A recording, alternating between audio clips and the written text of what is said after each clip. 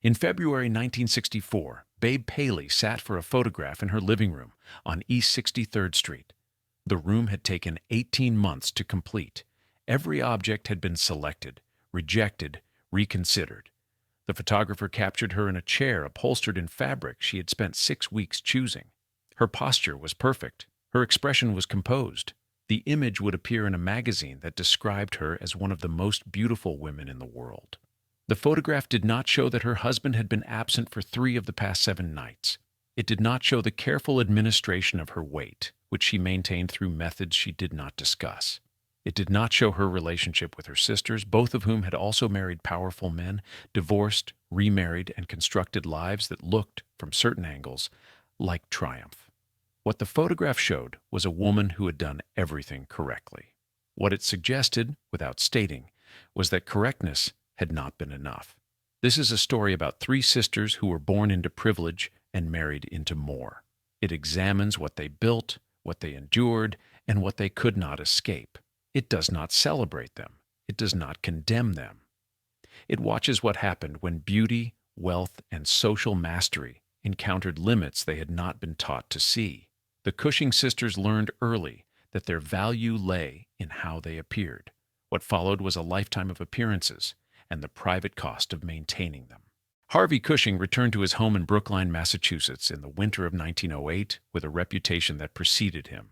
He had spent years in Europe studying under the most advanced surgeons of his generation. He brought back techniques for operating on the human brain that few American physicians had mastered. His hands were steady. His ambition was steadier. His wife, Catherine Stone Crowell, came from Cleveland society. Her family had money from iron and steel. Her manner was reserved, her expectations clear.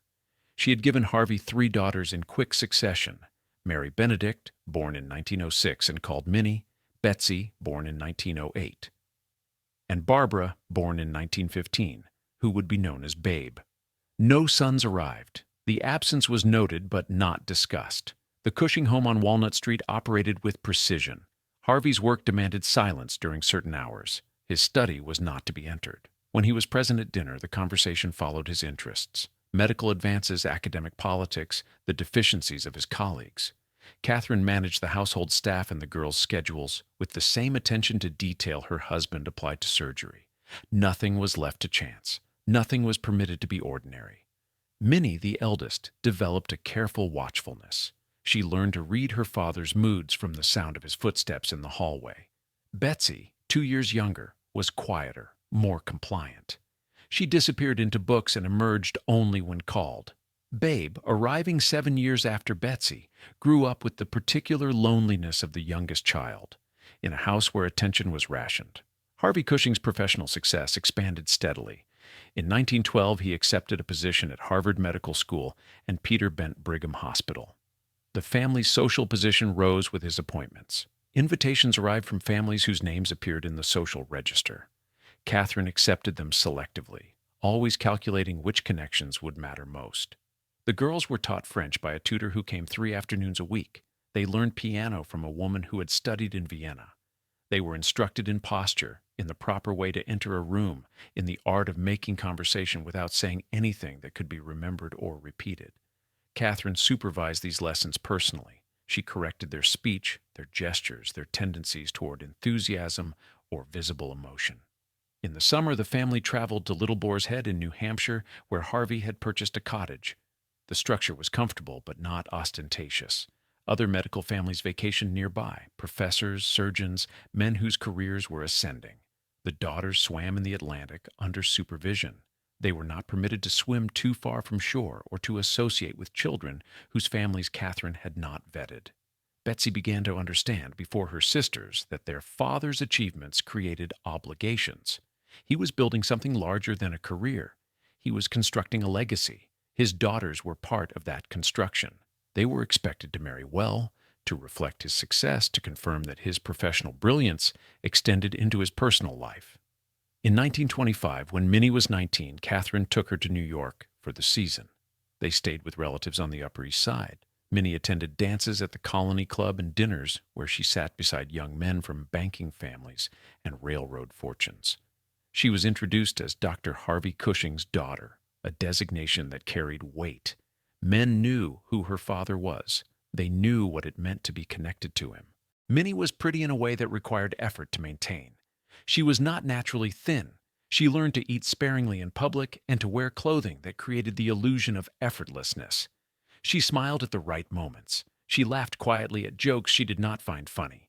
She accepted invitations from men her mother approved of and declined those from men who lacked the proper credentials. Betsy's turn came 2 years later. She was softer than Minnie, less calculating in her interactions, but equally aware of what was expected. She did not rebel. She did not question the logic of the system she had entered. She understood that her education, her clothing, her presentation in drawing rooms, all of it was preparation for a single transaction. Babe, still a child, watched her older sisters leave for weekends in New York and return with stories of ballrooms and engagement announcements. She saw how Catherine inspected their appearance before they departed, adjusting a necklace, suggesting a different pair of gloves.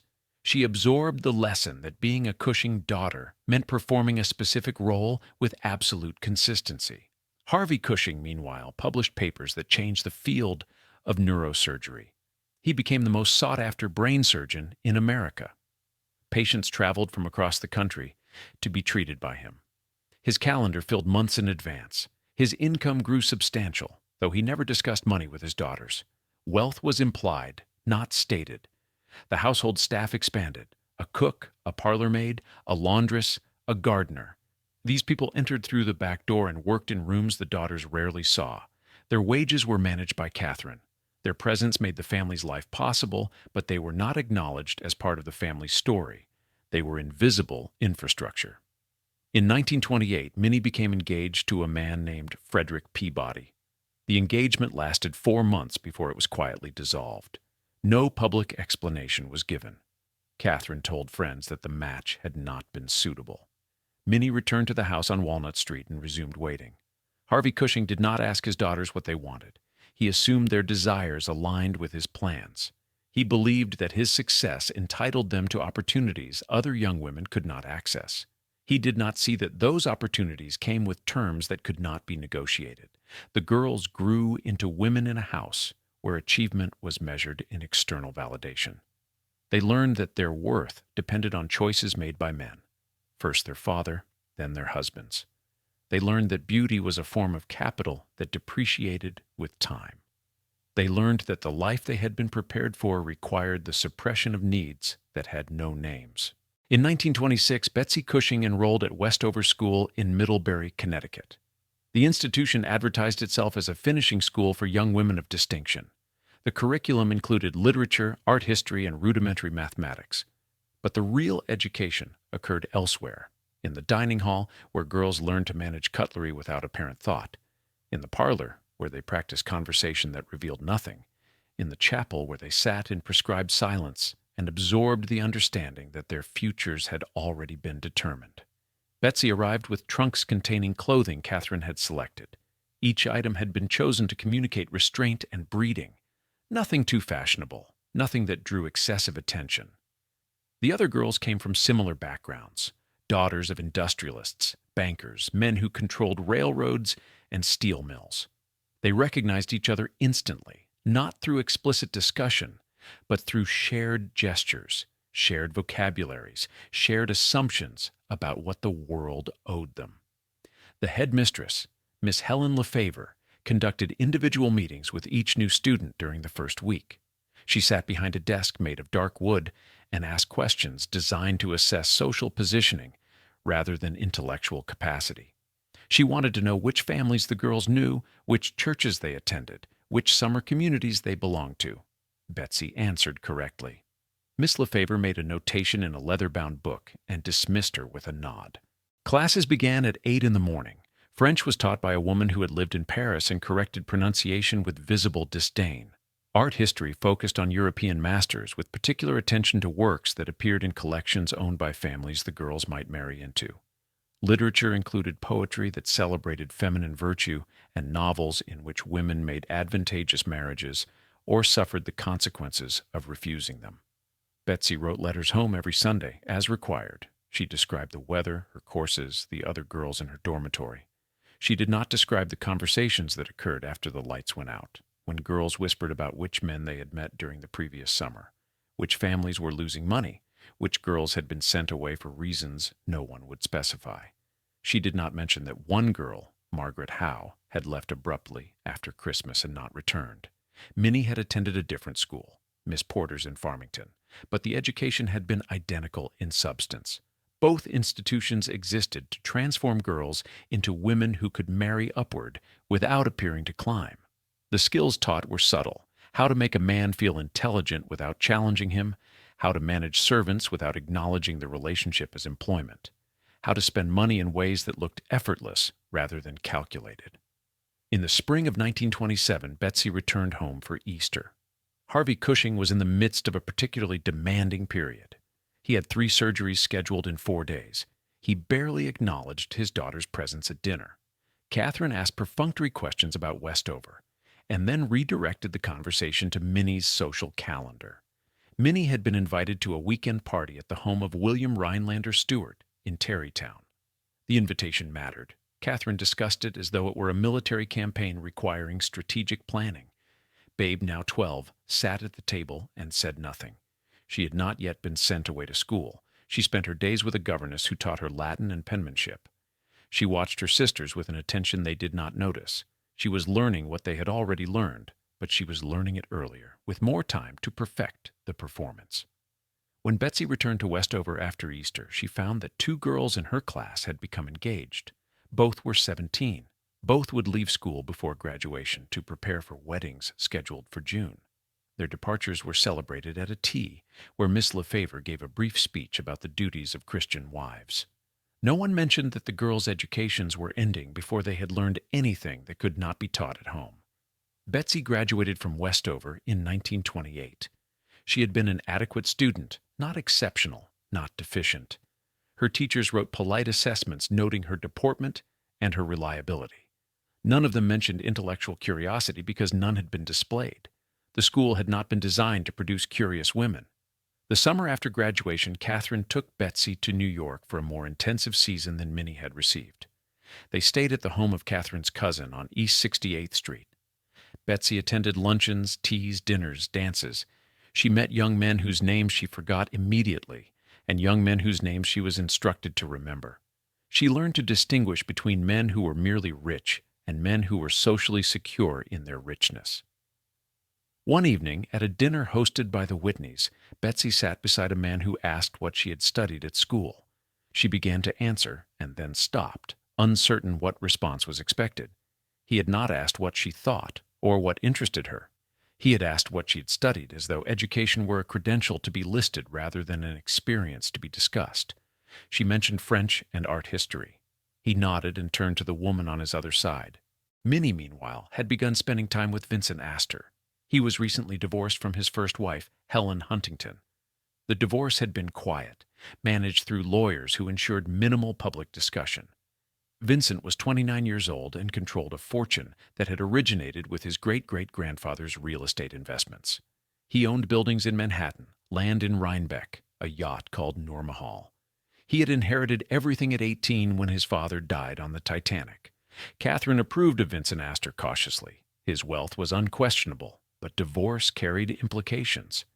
She consulted with Harvey, who had no opinion on the matter beyond a general preference that his daughters marry men of consequence. Catherine decided that Vincent's fortune outweighed the complication of his previous marriage. She permitted Minnie to accept his invitations. Betsy watched Minnie prepare for evenings with Vincent Astor. She watched her sister select dresses, adjust jewelry, practice expressions in the mirror. She saw the calculation behind every choice and understood that this was courtship. Not romance, not discovery, but a series of strategic decisions designed to secure a specific outcome. The education that had begun at Westover continued in drawing rooms and ballrooms, where the real curriculum was taught without textbooks or examinations. The lesson was simple. A woman's life was determined by the man she married, and everything else was preparation for that single, irreversible choice. In June 1930, Betsy Cushing married James Roosevelt II in a ceremony at the Church of the Advent in Boston. The groom was 23 years old, the eldest son of Franklin Delano Roosevelt, who was then serving as governor of New York. James had attended Harvard and Groton, as expected. He worked in insurance, though the position appeared to be more decorative than demanding. His presence in a room suggested future authority rather than present accomplishment. The wedding was attended by 300 guests. Harvey Cushing walked his daughter down the aisle with an expression that revealed nothing. Catherine sat in the front pew wearing a dress selected to communicate dignity without ostentation. Minnie served as maid of honor. Babe, 15 years old, wore a pale blue dress and held her bouquet with both hands, as instructed. The reception took place at the Cushing home in Brookline. Servants had been preparing for weeks. The food was elaborate, but not excessive. The champagne was French. Guests moved through rooms that had been arranged to accommodate conversation without encouraging intimacy. Men clustered near the study, discussing Governor Roosevelt's political prospects. Women gathered in the parlor, evaluating Betsy's dress, her composure, her success in securing a connection to a family whose name appeared regularly in newspapers. James Roosevelt's mother, Sarah Delano Roosevelt, attended with visible reservations. She had not approved of her son's choice. Betsy was pretty, but not remarkable. Her family had money, but not dynastic wealth. Sarah had hoped James would marry someone whose lineage matched the Roosevelt name more precisely. She had expressed these concerns to Franklin, who had dismissed them. James was 23. He would marry whom he chose. The marriage gave Betsy a new surname and a new address. She and James moved into an apartment on East 65th Street in Manhattan, paid for by Sarah, who maintained control over her son's finances with the rationale that he was not yet established in his career. The apartment was furnished with pieces Sarah selected.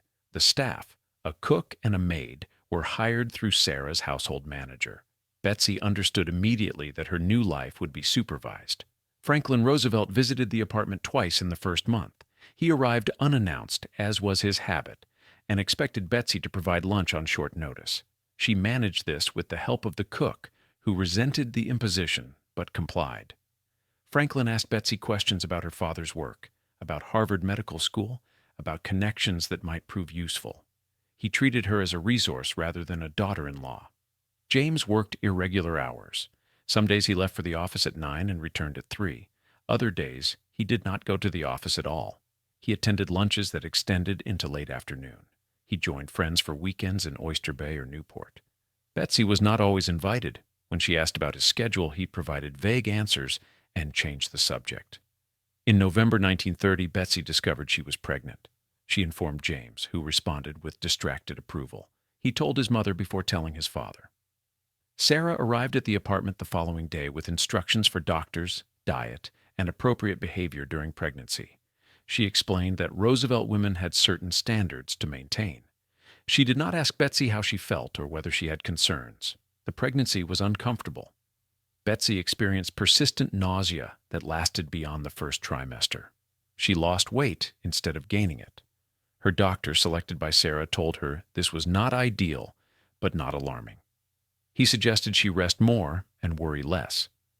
She did not mention that she spent much of each day alone in an apartment where the furniture belonged to someone else. Sarah Roosevelt visited weekly, sometimes twice weekly. She inspected the apartment for cleanliness and order. She asked the maid questions about Betsy's routine. She offered advice that functioned as instruction. Betsy listened and nodded and made adjustments to satisfy her mother-in-law's expectations. She learned that her life as a Roosevelt wife would require constant accommodation to Sarah's standards. James remained largely absent. He traveled to Albany frequently to assist his father with political matters. He explained this as duty, as the obligation of an eldest son. Betsy remained in New York, navigating pregnancy without her husband's presence. She wrote letters to her mother, describing the apartment and the preparations for the baby. She did not describe her isolation or her growing understanding that she had married into a family that would never fully accept her. In June 1931, Betsy gave birth to a daughter, Sarah Delano Roosevelt, named after her grandmother without consultation. The delivery was difficult. Betsy hemorrhaged afterward and required a transfusion. She spent 5 days in the hospital recovering. James visited twice. Sarah visited daily, but her attention focused on the infant rather than Betsy. When Betsy returned to the apartment with the baby, she found that Sarah had hired a nurse without asking. The woman, Mrs. Holloway, was in her 50s and had worked for other prominent families. She took immediate charge of the infant's care. She informed Betsy of the feeding schedule, the sleep routine, the appropriate methods for handling a child. Betsy understood that her role as mother would be mediated by staff employed and directed by her mother-in-law. James expressed satisfaction with having a daughter, though he had hoped for a son. He returned to his irregular schedule. Betsy remained in the apartment with the baby and Mrs. Holloway. She watched her daughter grow under someone else's supervision. She attended luncheons when required and smiled when approached. She learned to deflect questions about her marriage with pleasant vagueness. In the evenings when James was home, they ate dinner in silence or near silence. He read the newspaper. She attended to correspondence. The conversation, when it occurred, focused on his father's political career, which was ascending rapidly. Franklin Roosevelt was being discussed as a potential candidate for president. James spoke about this with excitement, as though his father's ambitions provided purpose to his own life. Betsy began to understand what she had acquired through marriage: a name that opened doors, an apartment she did not control, a child supervised by hired staff, a husband whose attention was directed elsewhere, a mother-in-law who managed every detail. She had done what was expected. She had married well. The transaction had been completed successfully, and now she inhabited its terms. Minnie Cushing married Vincent Astor in April 1940, 10 years after Betsy's wedding. The ceremony took place at the Astor's estate in Rhinebeck, New York, a property that stretched across hundreds of acres along the Hudson River. The house had been built in the Federal style, with columns that suggested permanence and windows that overlooked land Vincent's ancestors had purchased when Manhattan was still partially farmland. The wedding was smaller than Betsy's had been. Vincent had been married before, and second weddings required discretion. Fewer than 100 guests attended. Harvey Cushing had died in 1939, so Minnie walked down the aisle, accompanied by a cousin. Catherine sat in the front row wearing black, still in mourning. Betsy attended with James, though their marriage had already begun to fray in ways Minnie noticed but did not mention. Vincent Astor was 48 years old, 19 years older than Minnie. He had inherited approximately $69 million when his father, John Jacob Astor IV, drowned after the Titanic struck an iceberg. Vincent had been 20 years old at the time, unprepared for the responsibility of managing real estate holdings that included office buildings, apartment complexes, and land that generated income whether he attended to it or not. The marriage gave Minnie access to wealth that exceeded anything the Cushing family had accumulated. Vincent owned a yacht, Noormahal, that was 264 feet long and required a crew of 42. He owned homes in New York, Rhinebeck, and Florida. He owned a private island in the St. Lawrence River. His annual income was estimated at $5 million, though the exact figure was known only to his financial managers. Minnie moved into Vincent's townhouse at 120 East 81st Street. The residence had 30 rooms spread across 5 floors. The staff included a butler, a cook, 2 parlor maids, a laundress, a chauffeur, and a valet for Vincent. The household operated according to systems established long before Minnie arrived. She was expected to adapt to them rather than impose her own preferences. Vincent spent his days managing investments and attending meetings of the boards on which he served. He was a director of the Western Union Telegraph Company, a trustee of the Metropolitan Museum of Art, a member of the Knickerbocker Club. These positions required his presence at lunches, dinners, and events where men of similar wealth discussed matters that affected their portfolios. Minnie was invited to some of these occasions, but not others. She learned quickly which gatherings required a wife's attendance and which were conducted without women present. In the evenings, Vincent often retreated to his library. He kept extensive records of his properties and reviewed them with the attention other men might give to hobbies. He cataloged rental income, maintenance costs, and projected returns. He corresponded with property managers who reported on tenant complaints, necessary repairs, and market conditions. Minnie understood that his fortune required constant administration and that this administration consumed much of his attention. The Noormahal made frequent voyages. Vincent used the yacht to host fishing expeditions, inviting friends and business associates for trips that lasted a week or longer. Minnie accompanied him on some of these journeys. The yacht had 7 guest staterooms, a dining room paneled in mahogany, and a crew that maintained every surface in immaculate condition. Guests dressed for dinner even at sea. Conversation focused on fishing techniques, the shortcomings of politicians, and stories from previous voyages. Minnie's role on these trips was decorative. She was expected to be present, appropriately dressed, pleasant in conversation, and undemanding of Vincent's time. The other wives who occasionally joined these expeditions understood the same expectations. They sat on deck while the men fished. They played cards in the salon while the men drank whiskey and discussed investments. They retired early while the men continued talking.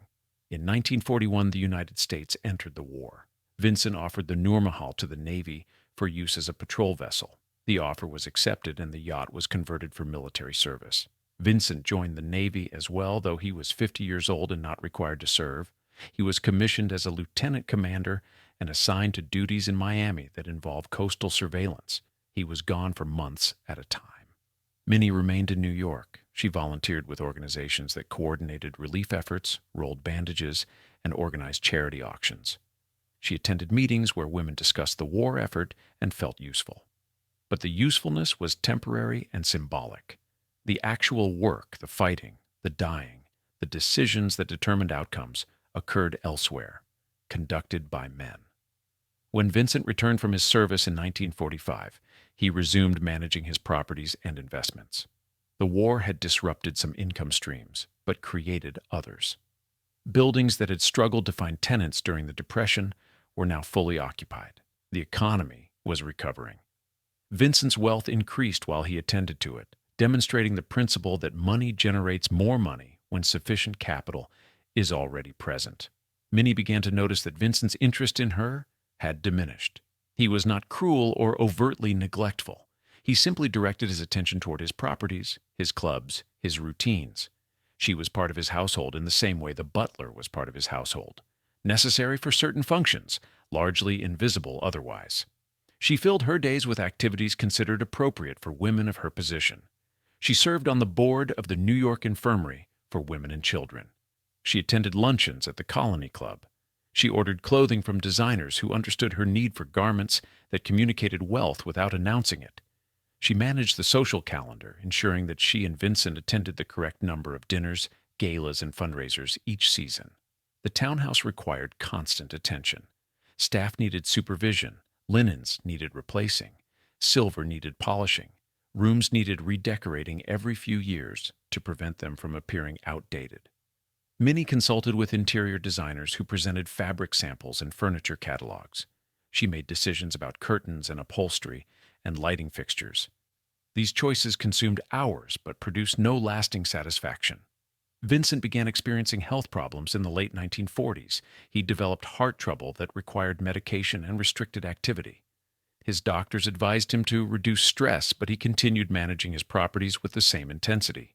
He kept detailed records and insisted on reviewing every significant decision. Minnie watched him diminish physically while maintaining the same rigid control over his financial empire. She understood by then that she had married a fortune rather than a man. Vincent's identity was inseparable from his wealth. His relationships existed within the framework of his properties and investments. She occupied a position in his life, wife, hostess, companion, but the position was defined by its function, not by intimacy or shared purpose. Barbara Cushing, called Babe, appeared on the cover of Vogue in September 1934. She was 19 years old. The photograph showed her in profile wearing a hat that cast a shadow across her face. The accompanying text described her as one of the season's most promising debutantes. The magazine did not mention her father's recent death or her mother's financial difficulties. It presented her as an object to be admired, evaluated, and discussed. The photograph reached thousands of households where women studied the image for clues about fashion, about beauty, about what wealth was supposed to look like. Babe's face became a template. Other young women attempted to replicate her appearance, the angle of her chin, the way her hair swept back from her forehead, the restrained elegance of her posture. She had become a commodity before she understood what commodification meant. Catherine Cushing had worried about money since Harvey's death in 1939. The estate was substantial, but not inexhaustible. Medical practices, even successful ones, did not generate dynastic wealth. Harvey had saved carefully, invested conservatively, but his widow and youngest daughter faced a future that required calculated decisions. Catherine understood that Babe's beauty was the family's remaining asset. Babe's debut season was managed with precision. Catherine borrowed against the estate to fund the expenses, the dresses, the shoes, the accessories that would be worn once and discarded. They stayed with relatives in Manhattan during the season. Babe attended 43 separate events between November and February. She danced with sons of banking families and manufacturing fortunes. She smiled until her face ached. She learned to appear engaged in conversations that bored her completely. In January 1935, she met Stanley Grafton Mortimer, Jr. at a dinner hosted by the Whitneys. Mortimer was 27, the son of a Standard Oil heir. He had attended Yale and worked in his family's investment firm, though his attendance at the office was irregular. He sailed competitively, played polo, and maintained memberships at 5 clubs. He had dated actresses and debutantes with equal lack of commitment. Mortimer pursued Babe with an intensity that surprised her. He sent flowers daily. He telephoned in the mornings and the evenings. He arranged invitations to weekends in Palm Beach and Newport. Catherine approved of his attention and his lineage. She encouraged Babe to accept his invitations, to appear receptive without appearing eager. They married in September 1940, 6 months after Minnie married Vincent Astor. The wedding took place at St. James's Episcopal Church in New York. Babe wore a gown that had required 8 fittings. 200 guests attended. The reception was held at the Colony Club, where Catherine had negotiated a reduced rate by emphasizing her family's connections. Mortimer moved Babe into an apartment on Fifth Avenue that his father owned. The building overlooked Central Park. The rooms were large but decorated in a style from the previous decade. Heavy furniture, dark wood, curtains that blocked light. Babe began redecorating immediately. She consulted with designers, selected fabrics, supervised workmen. The project consumed 6 months and exceeded its budget by 40%. Mortimer paid the invoices without comment. In 1941, Babe gave birth to a son, Stanley Grafton Mortimer III. The delivery was straightforward. The baby was healthy. Babe hired a nurse, Mrs. Garrison, who took charge of the infant's care.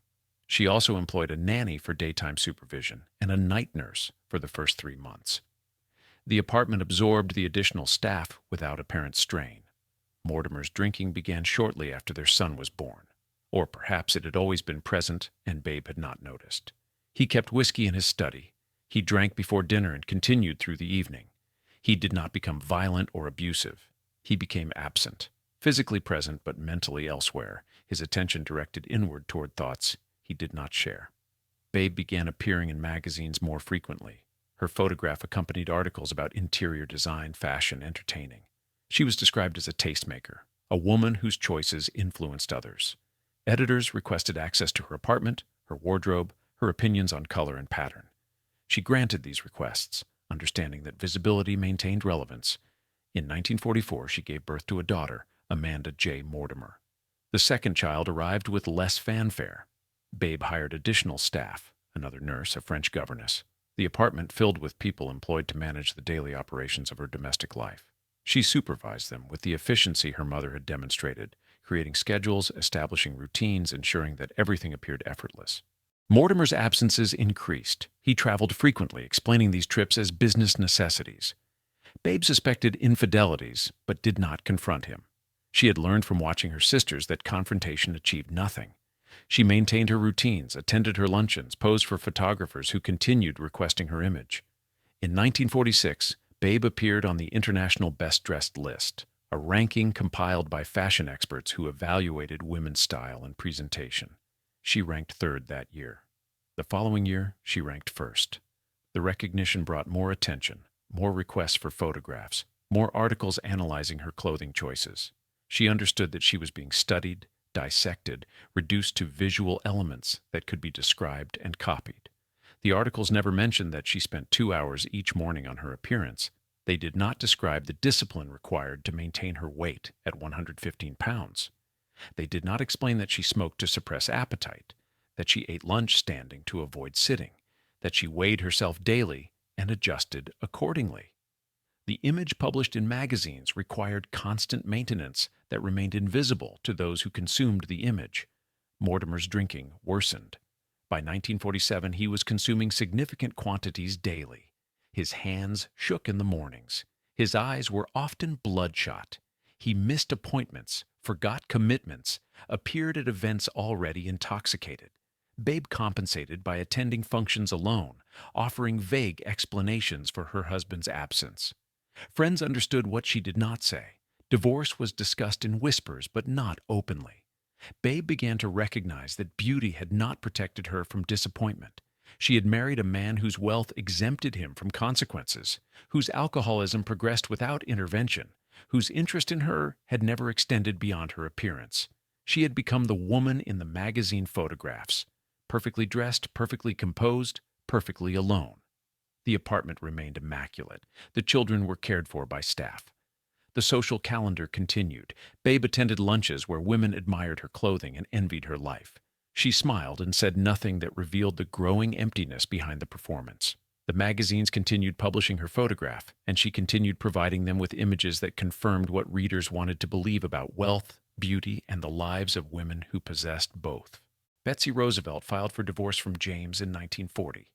The marriage had lasted 10 years. The proceedings were handled quietly by lawyers who specialized in dissolving unions between prominent families. The grounds cited were incompatibility, a term broad enough to encompass everything and specific enough to reveal nothing. James had provided reasons. He maintained a relationship with a woman named Rommel Schneider, whom he would marry 6 months after the divorce was finalized. The affair had been conducted with minimal discretion. Friends had known. Sarah Roosevelt had known. Betsy had been informed by a cousin who thought she deserved to understand what others were already discussing. The divorce settlement gave Betsy custody of their 2 daughters, Sarah and Kate, and a financial arrangement that provided income but not independence. James paid monthly support, the amount determined by lawyers who calculated how much was necessary to maintain appearances. Betsy moved with her daughters to an apartment on East 68th Street.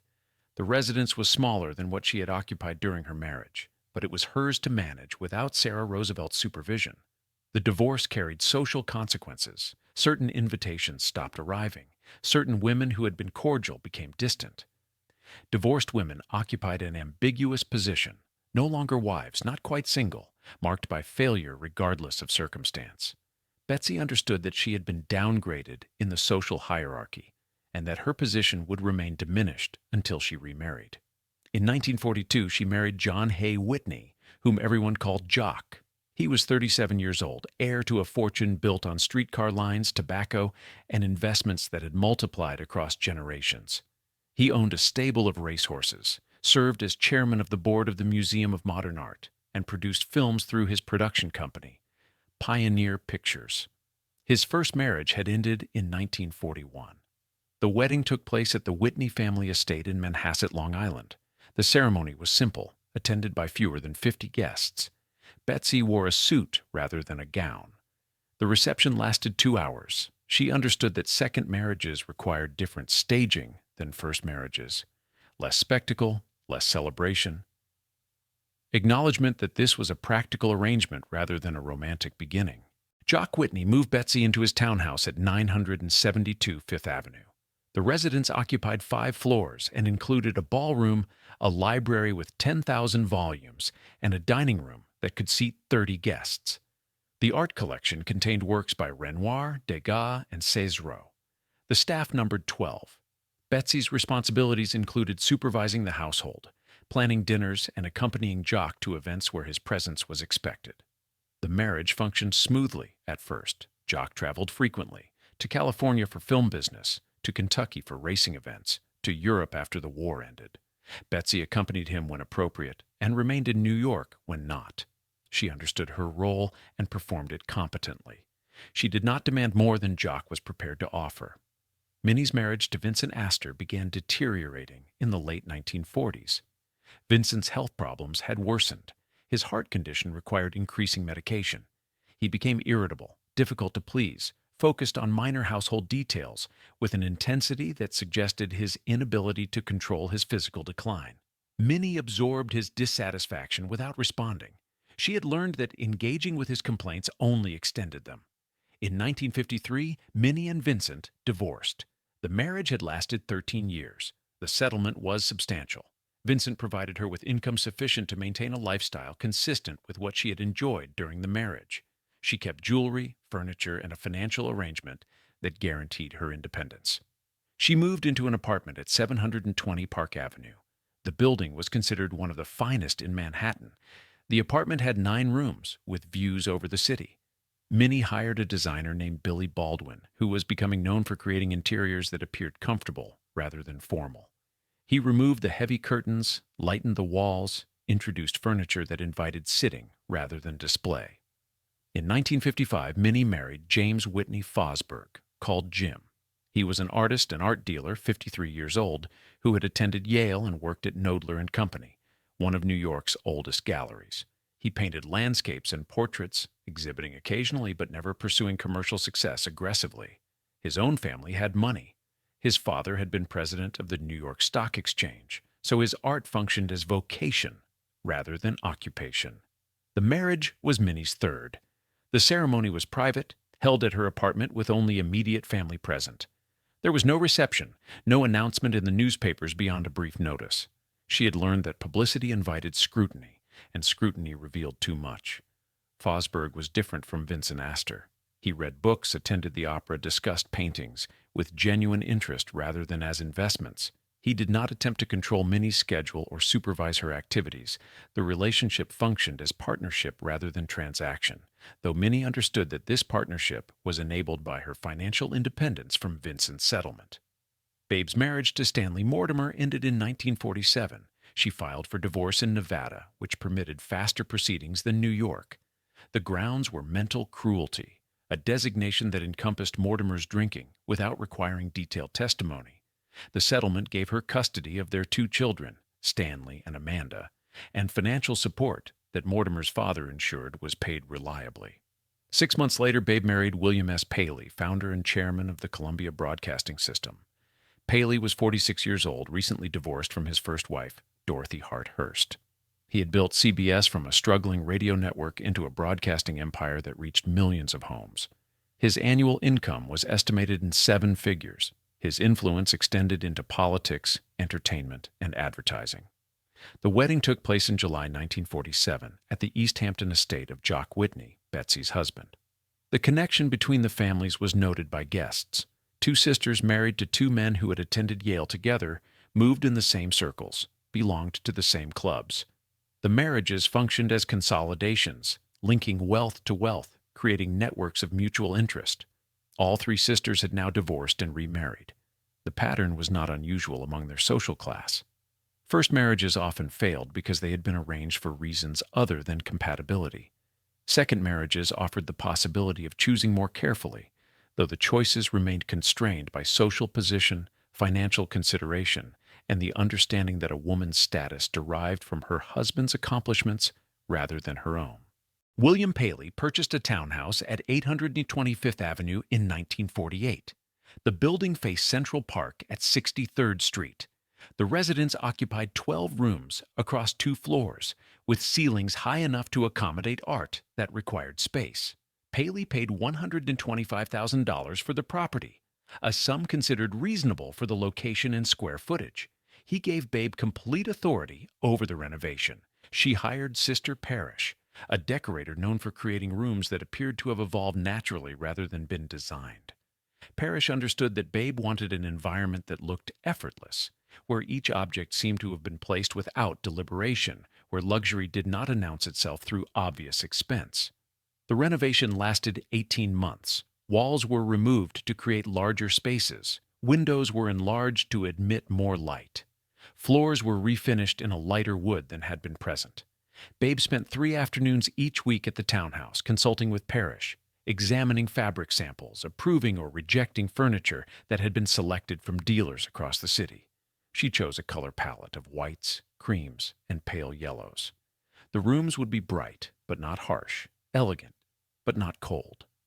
The furniture combined antiques with contemporary pieces, an 18th-century French desk in the library, a modern sofa in the living room. Nothing matched too perfectly. Nothing suggested a decorator's hand, though every element had been carefully considered. The art collection required particular attention. Paley owned works by Picasso, Matisse, and Toulouse-Lautrec, acquired through dealers who understood his preference for pieces that carried both aesthetic and financial value. Babe arranged these paintings in positions where they would be noticed but not dominate. She hung a small Picasso drawing in the powder room, where guests would encounter it unexpectedly. The renovation exceeded its budget significantly. The final cost approached $400,000, excluding furniture and art. Paley paid without complaint. He understood that the townhouse was an investment in his social position as much as a residence. The home would be photographed for magazines. It would be discussed by people who evaluated such things. It needed to be perfect because perfection was expected. The staff included a butler named Mr. Cooper, who had worked in English country houses before immigrating to America. He supervised a cook, 2 maids, and a houseboy who polished silver and maintained the lower floors. Cooper managed the household with military precision. He created schedules, inspected rooms for dust or disorder, ensured that every surface reflected the standards Babe required. Dinners at the Paley townhouse became occasions that required invitations extended months in advance. Babe seated guests according to a logic she never explained, placing a museum director beside a Broadway producer, a banker beside a painter, ensuring that conversation would spark through unexpected combinations. She planned menus that avoided repetition and requested specific modifications from the cook when she judged a dish too heavy or too conventional. The table settings received as much attention as the food. Babe used different china for different occasions, Meissen for formal dinners, simpler patterns for smaller gatherings. The flowers were changed 3 times weekly, arranged by a florist who understood that Babe wanted arrangements that looked informal, as though someone had gathered them from a garden rather than purchased them from a shop. Paley worked long hours at CBS. He left the townhouse at 7 in the morning and returned after 7 in the evening. His schedule included lunches with advertisers, meetings with network affiliates, screenings of programs under development. He built CBS into a competitor with NBC, acquiring talent, developing shows, negotiating contracts that required attention to detail and willingness to outbid rivals. Babe's role in Paley's professional life was indirect but significant. The townhouse provided a venue where he could entertain affiliates, advertisers, and executives in an environment that communicated success. Babe ensured that these evenings proceeded smoothly, that conversation remained lively, that guests left impressed by what they had experienced. Her contribution to his career was unmeasurable but essential. She maintained her weight through methods she did not discuss openly. She ate sparingly at her own dinners, taking small portions and pushing food around her plate. She smoked constantly, 3 packs of L&M cigarettes daily. The smoking suppressed appetite and provided occupation for her hands during conversations. Her friends understood that her thinness required discipline, but did not mention it directly. The townhouse was photographed for Vogue in 1950. The magazine devoted 6 pages to images of the rooms, with accompanying text that described Babe's taste as impeccable. The article mentioned the Picasso in the powder room, the antique desk in the library, the flowers arranged to appear casual. It did not mention the 18 months of renovation, the consultations with Sister Parish, the budget that had been exceeded repeatedly. Readers studied the photographs for guidance on how to arrange their own homes. They attempted to replicate elements, the color palette, the mix of antique and modern, the informal flower arrangements. Department stores advertised furniture in the style of Mrs. Paley. Babe had become a template again, this time for domestic perfection rather than personal beauty. The maintenance of the townhouse required constant attention. Curtains needed cleaning. Upholstery needed repair. Paintings required climate control to prevent deterioration. The staff managed these details under Babe's supervision. She inspected rooms regularly, noting dust on a picture frame, a cushion that had lost its shape, a flower arrangement that had begun to wilt. Paley's children from his first marriage, Jeffrey and Hillary, visited on weekends. They were teenagers, accustomed to a different household, uncertain how to behave in rooms where every object appeared fragile. Babe attempted to make them comfortable, but could not overcome the formality of the environment she had created. The children remained polite and distant, counting hours until they could leave. Babe's own children, Stanley and Amanda, lived in the townhouse but were largely supervised by staff. A nanny managed their schedules, a governess oversaw their education, a driver transported them to activities. Babe saw them at breakfast and before bed when she inspected their appearance and asked questions about their day. The relationship was affectionate but structured, mediated by the same attention to detail she applied to everything else. In 1955, Babe gave birth to a daughter, Kate Paley. The pregnancy had been unexpected. Babe was 40 years old. The delivery was difficult, requiring extended recovery. She hired a nurse who remained with the baby full-time for the first year. Kate was integrated into the household systems that already existed, another element requiring management. The townhouse became Babe's primary achievement and her primary prison.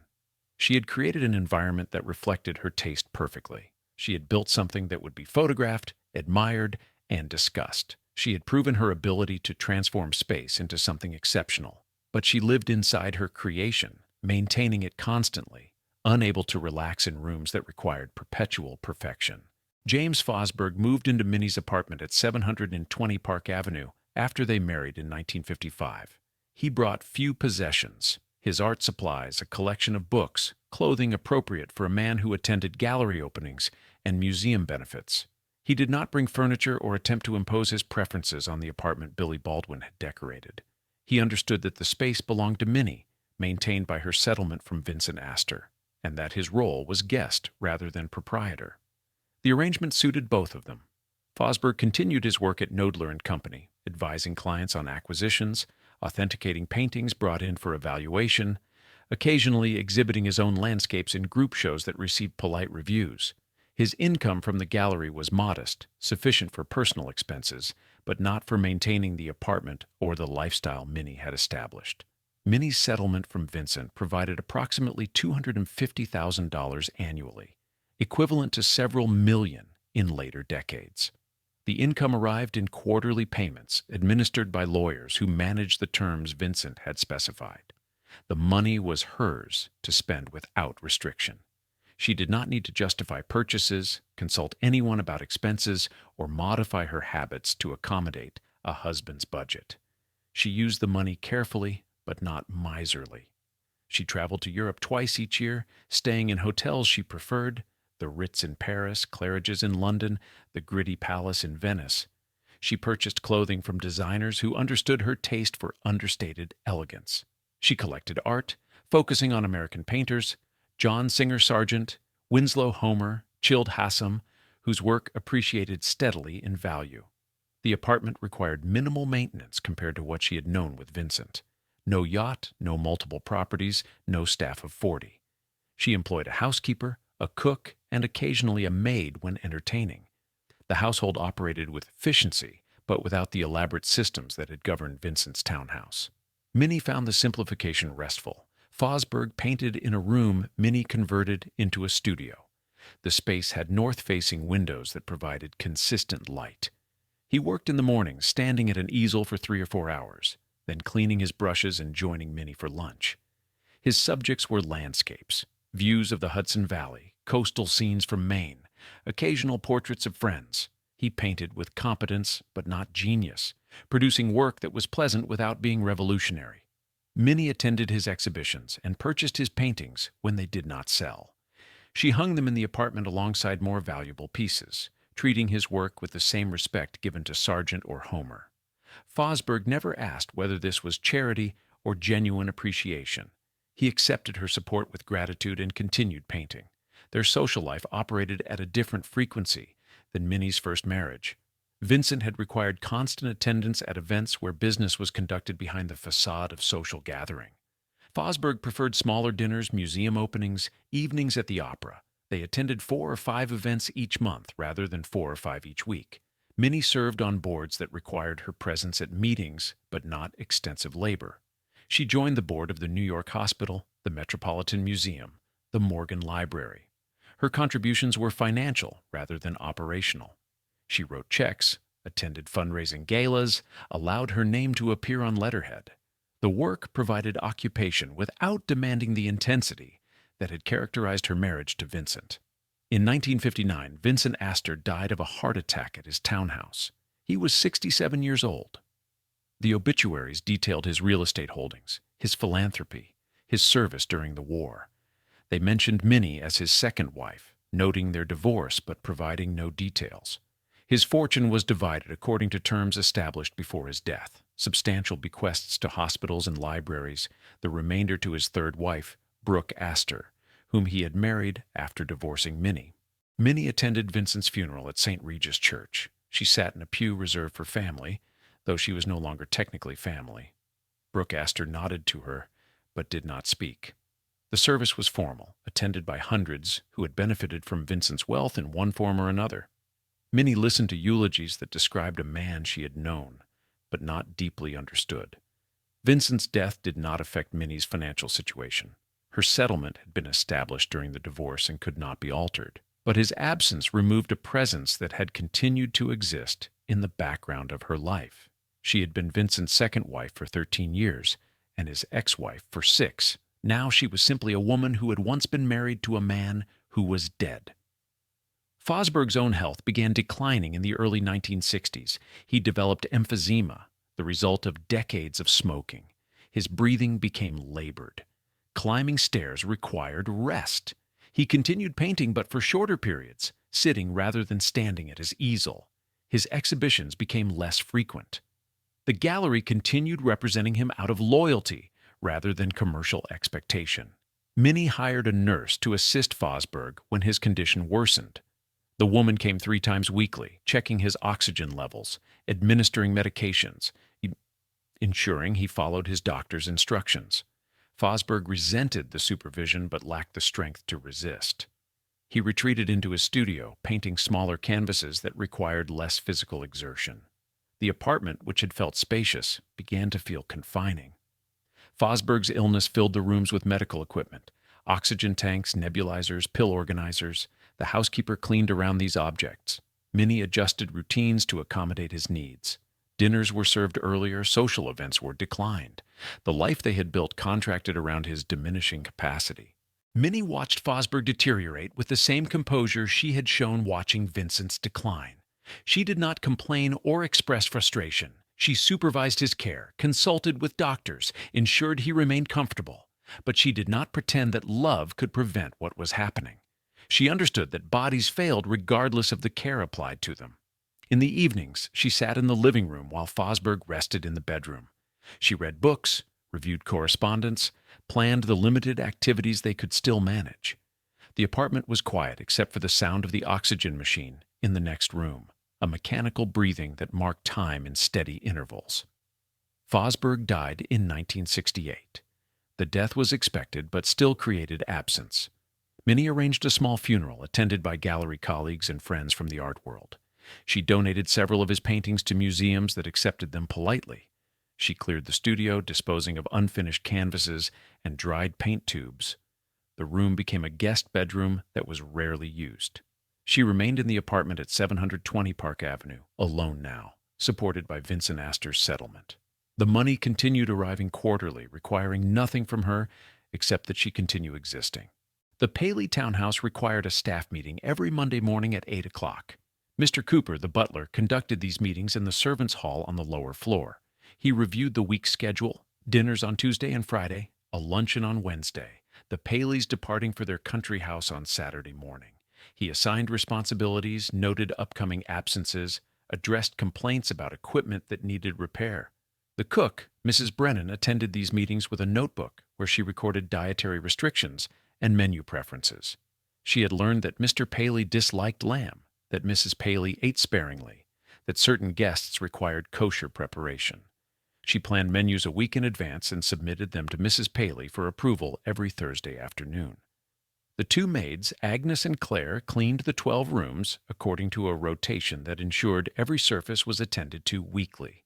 They polished silver on Mondays, cleaned windows on Tuesdays, laundered curtains quarterly. They moved through the townhouse early in the morning before the Paleys woke, and again in the afternoon, when the family was out. Their work was meant to be invisible. Rooms should appear clean, without evidence of cleaning. The houseboy, Marcus, was 19 years old and new to domestic service. He had been hired because the previous houseboy had quit without explanation. Marcus polished floors, carried luggage, assisted with table settings when guests were expected. He earned $45 per week and lived in a room on the lower floor that contained a narrow bed, a dresser, and a sink. He shared a bathroom with the cook. Mr. Cooper earned $125 per week, the highest salary among the staff. He had worked in service for 30 years, beginning as a footman in Yorkshire before immigrating to America in 1938. He understood the hierarchies that governed large households, the butler's authority over other staff, the cook's independence in kitchen matters, the invisible boundary between family spaces and servant spaces. The staff entered the townhouse through a separate entrance on 63rd Street. They used a staircase that did not connect to the main floors. They ate meals in the servants' hall, prepared by Mrs. Brennan from food purchased separately from what she cooked for the Paleys. The staff's food budget was $25 per week for 5 people. Mrs. Paley's flour budget was $40 per week. Babe Paley interacted with the staff primarily through Mr. Cooper. She communicated her expectations each morning, menus for upcoming dinners, adjustments to cleaning schedules, items that needed repair. She did not raise her voice or express anger, but her displeasure was understood through tone and brevity. A short response indicated dissatisfaction. Silence indicated serious failure. The staff understood that their employment depended on maintaining invisibility. They were not to be seen unless summoned. They were not to speak unless addressed. When Mrs. Paley entered a room where a maid was working, the maid was expected to finish quickly and depart without conversation. The fiction was that the house cleaned itself, that meals appeared through no visible effort, that order emerged naturally rather than through labor. Mrs. Brennan worked 12-hour days during weeks when the Paleys entertained. She began preparing for Friday dinners on Thursday afternoon, making stocks, preparing sauces, baking bread that would be served the following evening. On Friday, she cooked from 10 in the morning until the meal was served at 8 in the evening. She plated food in the kitchen, Mr. Cooper carried it upstairs, and she waited in case adjustments were required. After the guests left, usually around midnight, the staff cleaned. Mr. Cooper supervised the washing of china and crystal, ensuring nothing was chipped or broken. The maids reset the dining room for breakfast. Mrs. Brennan wrapped leftovers and washed pots that had accumulated throughout the evening. The work finished around 2 in the morning. They were expected to return at 7. Agnes developed arthritis in her hands from years of polishing silver and scrubbing floors. She did not complain because complaints led to dismissal. She worked through pain, soaking her hands in warm water during breaks, taking aspirin that did not fully address the inflammation. When her efficiency declined, Mr. Cooper noted it in reports to Mrs. Paley. The florist who supplied the townhouse arrived every Monday, Wednesday, and Friday. She brought arrangements designed to Mrs. Paley's specifications. Informal but perfect, expensive but not ostentatious. She charged $35 per arrangement. The townhouse typically displayed 4 arrangements simultaneously. The flowers were discarded after 3 days, replaced with new ones, regardless of whether they had wilted. Sister Parrish, the decorator, visited quarterly to assess whether furniture needed reupholstering or rooms required refreshing. She brought fabric samples, suggested modifications, provided estimates for work that Mrs. Paley usually approved. The townhouse was redecorated partially every 2 years, completely every 5 years. The work kept Parrish employed, and the townhouse featured in magazines. The country house in Kaluna Farm, 80 acres in Manhasset, Long Island, required its own staff. A groundskeeper, a caretaker, a cook who lived on the property full-time. The Paleys used the house on weekends from May through October. The staff maintained it year-round, preparing rooms that would be occupied 2 days each week, closing them again on Monday mornings. When the Paleys traveled, which they did frequently, some staff accompanied them while others remained in New York. Mr. Cooper traveled to ensure consistency in service. Mrs. Brennan stayed in New York, replaced temporarily by cooks hired at vacation destinations. The maids rotated, with one accompanying the family and one maintaining the townhouse during their absence. The staff's wages totaled approximately $12,000 annually, excluding the country house employees. This amount was less than what Babe spent on clothing in a typical year, less than what Paley paid in monthly property taxes. The labor that made their life possible was valued below the cost of maintaining appearances. Marcus, the houseboy, quit after 8 months. He found the hours exhausting, the pay insufficient, the boundaries humiliating. He did not provide notice. He simply failed to appear one Monday morning. Mr. Cooper hired a replacement within 3 days, a young man equally inexperienced, equally willing to accept conditions that experienced servants had learned to refuse. The staff understood that they were replaceable. Positions in prominent households attracted applicants despite the demands. Working for the Paleys provided a credential that could lead to better positions or higher wages elsewhere. They endured present conditions for future possibilities, performing invisible labor that enabled visible luxury. Babe Paley never entered the servants' hall. She never saw where the staff ate their meals or slept at night. She understood that people worked to maintain her household, but she did not consider the details of their lives. They existed as functions, cooking, cleaning, serving, rather than as individuals with needs that might conflict with her expectations. In the spring of 1974, Babe Paley noticed a persistent cough that did not resolve. She had been coughing intermittently for weeks, dismissing it as a minor irritation. When the cough continued into May, accompanied by fatigue that made her afternoons difficult, she consulted her doctor at New York Hospital. The doctor ordered a chest X-ray. The image showed a mass in her right lung.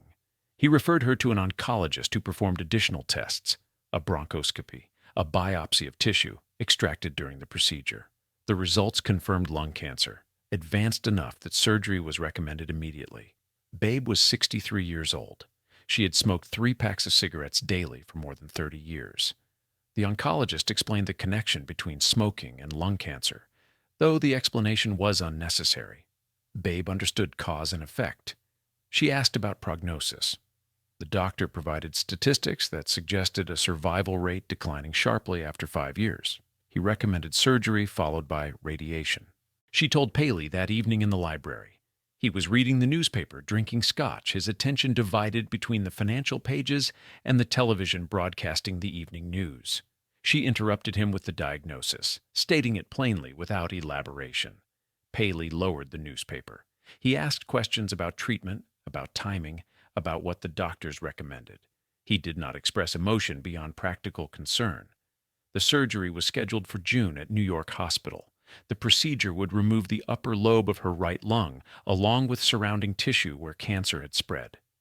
The surgeon explained that she would require weeks of recovery, that her breathing capacity would be permanently reduced, that she should expect significant pain during the healing process. Babe entered the hospital on June 12th. The surgery lasted 7 hours. The surgeon removed the tumor and affected tissue, confirming during the operation that cancer had spread beyond what the imaging had shown. He closed her chest with the knowledge that he had removed what was visible, but could not guarantee he had removed everything. She woke in a recovery room with tubes in her chest draining fluid from the surgical site. The pain was immediate and comprehensive. Morphine reduced it, but did not eliminate it. She spent 9 days in the hospital, visited by Paley once daily, by her sisters intermittently, by friends who arrived with flowers and left after brief conversations that exhausted her. When she returned to the townhouse, a hospital bed had been installed in her bedroom. A nurse named Mrs. Kelly attended her 12 hours daily, managing medications, changing bandages, monitoring for signs of infection. Babe slept in intervals, waking when pain penetrated the medication, receiving additional doses that provided temporary relief. The radiation treatments began in August. She traveled to the hospital 3 times weekly, accompanied by Mrs. Kelly. The treatments lasted 20 minutes. She lay on a table while machines directed radiation at her chest. The cumulative effect was exhaustion that increased with each session. By September, she could barely walk from the car to the hospital entrance. Her weight dropped to 98 pounds. Food had no appeal. The smell of cooking nauseated her. Mrs. Brennan prepared bland meals, broth, toast, soft foods that required minimal chewing. Babe managed a few bites before pushing the plate away. Mrs. Kelly recorded her intake, reporting the declining numbers to the oncologist, who suggested nutritional supplements that Babe could not tolerate. Her hair thinned, but did not fall out completely. Her skin took on a grayish tone that makeup could not fully conceal. The clothes that had been tailored to her body hung loosely. She stopped appearing in public. Invitations were declined with explanations that she was recovering from surgery, that she needed rest, that she would resume social activities when she felt stronger. The radiation treatments ended in October. The oncologist scheduled follow-up scans for January to assess whether the cancer had been arrested. Babe returned to the townhouse and attempted to resume routines. She supervised the staff, consulted with Sister Parrish about reupholstering furniture in the library, planned menus for Thanksgiving dinner. But her body did not cooperate. She remained exhausted. Walking upstairs required rest halfway. She slept 10 hours nightly and still woke tired. Her cough persisted, though the oncologist assured her this was normal following radiation. She accepted the assurance without believing it. Paley resumed his schedule: days at CBS, dinners with colleagues, weekends at Kaluna Farm. He asked about her health in the mornings, received brief updates, and proceeded with his day. He did not adjust his routines to accommodate her illness. The household continued operating as it always had, with Babe directing activities from her bedroom when she lacked strength to move through the rooms. In January 1975, the follow-up scans showed new masses in her remaining lung tissue. The cancer had not been arrested. The oncologist recommended additional treatment, chemotherapy that would cause nausea, hair loss, and further weight reduction. He presented this option without optimism, acknowledging that the goal was extension rather than cure. Babe declined the chemotherapy.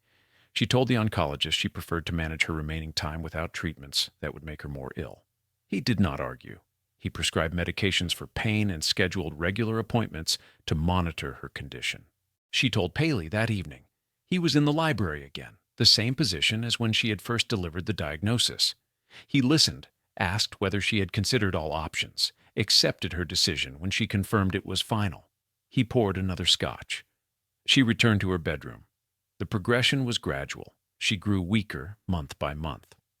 By spring, she required assistance walking. Mrs. Kelly became a full-time presence, sleeping in an adjacent room, available whenever Babe needed help moving from bed to chair. The hospital bed remained in the bedroom, adjusted to positions that reduced pressure on her chest. Betsy visited twice weekly, sitting beside Babe's bed for an hour, talking about nothing significant. Minnie came less frequently, uncomfortable with illness, uncertain what to say. Babe's children visited on weekends, bringing grandchildren who were too young to understand why their grandmother looked skeletal. The townhouse continued functioning around her illness. Dinners were still served when Paley entertained. The maid still cleaned on schedule. The florist still delivered arrangements 3 times weekly. The systems Babe had established operated independently of her declining capacity to oversee them. By summer, she spent most hours in bed. Pain medication was administered every 4 hours. She ate almost nothing. Her weight stabilized at 89 pounds. Her breathing was labored, each breath requiring visible effort. Mrs. Kelly consulted with the doctor about increasing medication, about hospice care, about how much longer this might continue. Babe's body, which had been her primary asset, her source of validation, the foundation of her value in every system she had inhabited, was destroying itself. The beauty that had appeared on magazine covers, that had secured advantageous marriages, that had made her a template for other women. It had required maintenance that included 3 packs of cigarettes daily, and now those cigarettes were extracting their cost. Truman Capote had been a fixture in Babe Paley's life since 1955. They had met at a dinner party, introduced by mutual friends who understood that Truman collected beautiful women the way others collected art. He was small, effeminate, speaking in a voice that carried across rooms. He made Babe laugh, which few people managed. She found his gossip entertaining, his observations sharp, his attention flattering. He called her daily. He accompanied her to lunches, to museum exhibitions, to fittings with her dressmaker.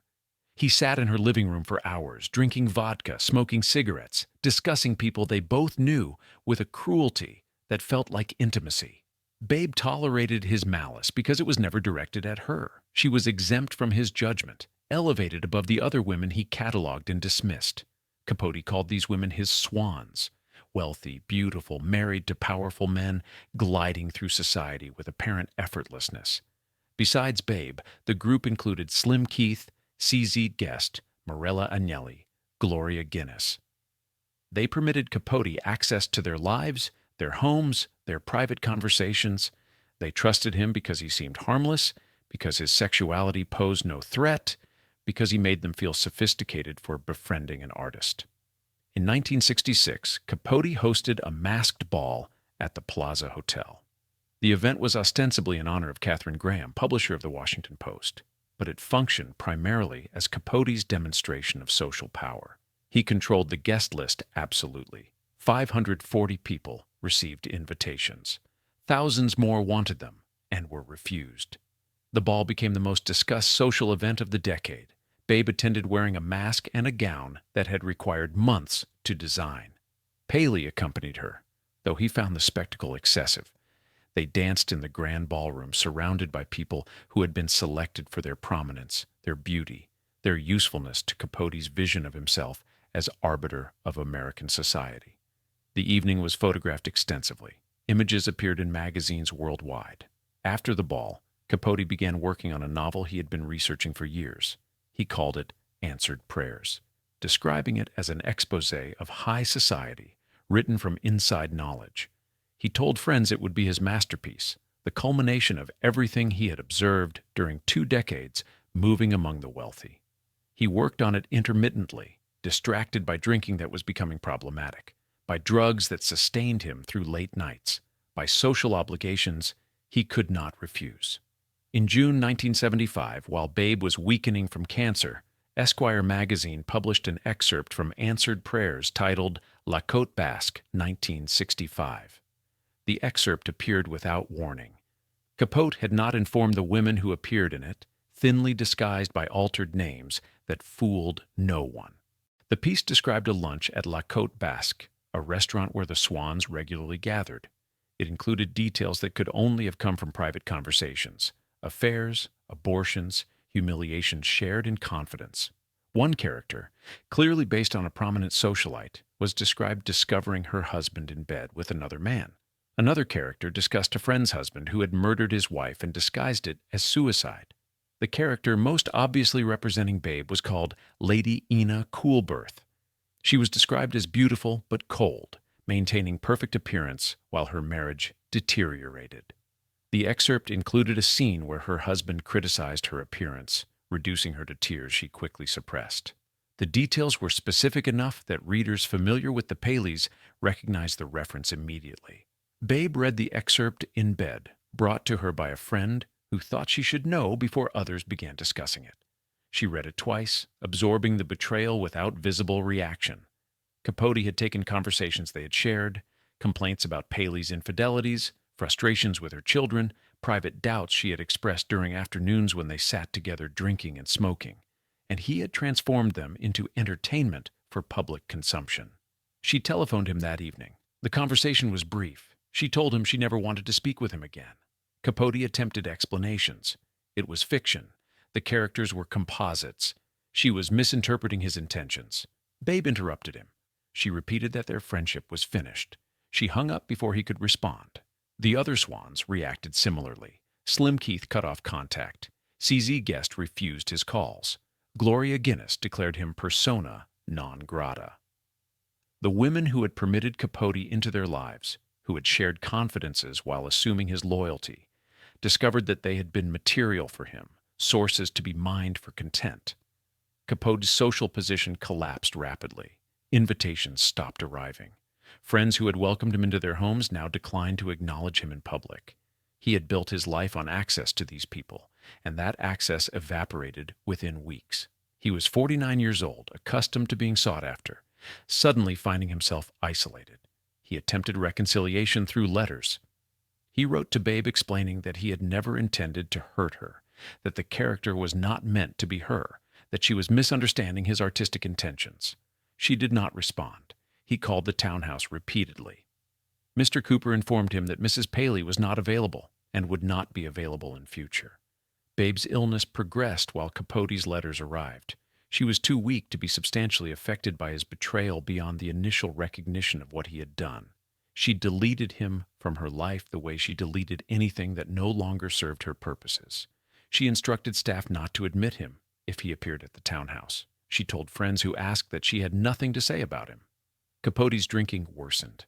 He appeared on television interviews visibly intoxicated, slurring words, making accusations about people who had rejected him. He claimed the Swans had used him as much as he had used them, that they had wanted access to his fame just as he had wanted access to their wealth. The arguments were not entirely wrong, but they were irrelevant. He had violated the terms of their arrangement, and the consequences were permanent. Esquire published additional excerpts from answered prayers in subsequent months. Each one revealed more details from private lives, more betrayals of confidence, more evidence that Capote had been documenting his friends while pretending intimacy. The magazine's circulation increased. Capote received attention, but not the admiration he had expected. The novel was never completed. Capote claimed to be working on it for the remainder of his life, but no substantial manuscript existed at his death. The excerpts published in Esquire were all that materialized from years of promises. He had destroyed his social position for a book he could not finish, had betrayed women who had trusted him for pages that generated scandal, but not literary achievement. Babe never spoke about him again. When friends mentioned his name, she changed the subject. When he died in 1984, she had been dead for 6 years. The friendship that had lasted 2 decades ended with a telephone call and a decision that required no reconsideration. Amanda Mortimer, Babe's daughter from her first marriage, stopped visiting the townhouse in 1972. She was 28 years old, married to Carter Burden, a New York City councilman who had political ambitions her mother found distasteful. The visits had become increasingly strained. Amanda criticizing the formality of dinners, questioning the expense of flower arrangements, expressing opinions about wealth and responsibility that Babe found ungrateful. The final argument occurred in the living room after a dinner where Amanda had challenged Paley about CBS's coverage of the Vietnam War. She accused the network of bias, of serving government interests, of failing its public responsibility. Paley responded with condescension. Amanda raised her voice. Babe intervened, suggesting they discuss something else. Amanda turned the criticism toward her mother instead. She called Babe's life performative. She said the townhouse was a museum where her mother played curator of her own irrelevance. She said the dinners, the clothing, the constant attention to appearance, all of it was empty, a distraction from anything meaningful. Babe listened without interrupting. When Amanda finished, Babe suggested she leave if she found the environment so objectionable. Amanda left and did not return. Stanley Mortimer III, Babe's son, maintained minimal contact with his mother throughout the 1970s. He had struggled with alcoholism since his 20s, a problem that echoed his father's drinking. He attended rehabilitation programs twice, relapsing both times. Babe paid for the treatments without comment, sending checks through her lawyer to avoid direct conversation about the problem. Stanley married and divorced twice before turning 35. Both marriages dissolved quickly, both wives citing his drinking and his inability to maintain employment.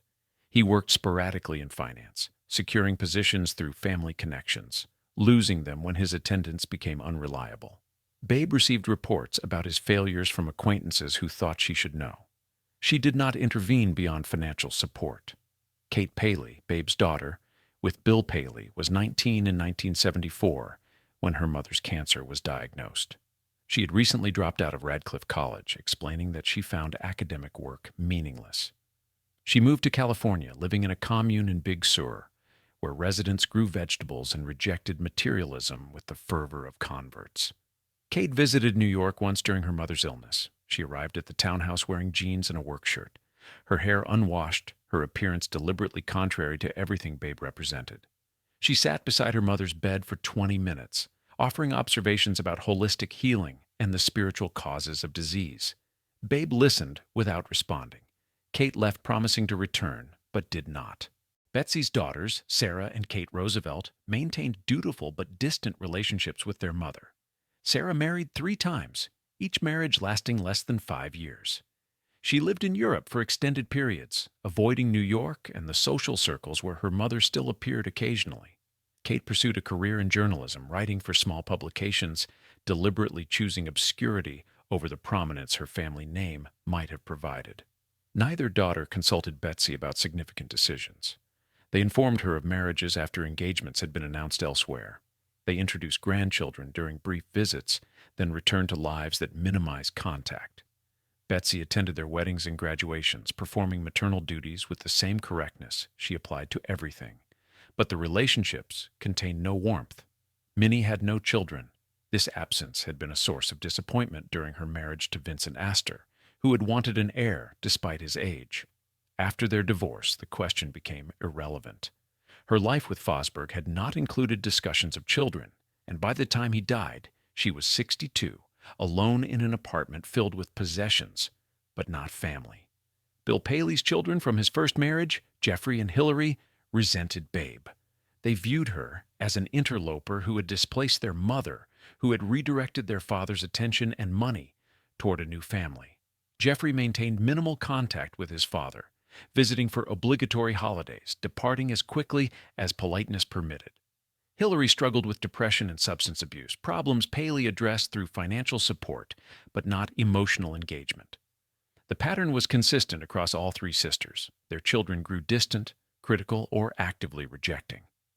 The values the sisters had embodied, social position, material comfort, appropriate marriages, held no appeal for the next generation. The children had grown up observing the cost of those values, the constraints they imposed, the emptiness they concealed. Amanda Mortimer told a friend that her mother had spent her entire life worried about what other people thought, about whether the flowers were perfect, about whether her weight was acceptable, about whether she was beautiful enough. She had sacrificed everything real for things that appeared impressive to people whose opinions should not have mattered. Amanda wanted no part of that life. Stanley Mortimer's alcoholism functioned as both inheritance and rebellion. He drank like his father, but where his father's drinking had been enabled by wealth and social position, Stanley's destroyed what remained of family connection. He called his mother drunk, demanding money, blaming her for inadequacies he could not articulate. Babe sent the money and changed her telephone number. Kate Paley wrote letters from California describing her new life. Communal meals, shared labor, relationships built on mutual support rather than transaction.